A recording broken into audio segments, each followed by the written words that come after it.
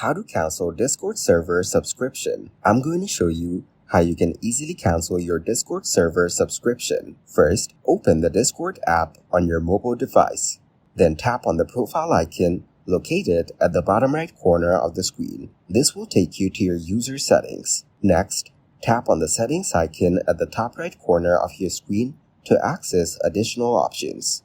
Now, in the settings menu, tap on Privacy and Safety. This section includes various account and server management options. After that, scroll down until you find the section related to your subscriptions or server management. You may need to look for subscriptions or a similar option depending on your version of the app. Here, you should see the option to cancel your server subscription.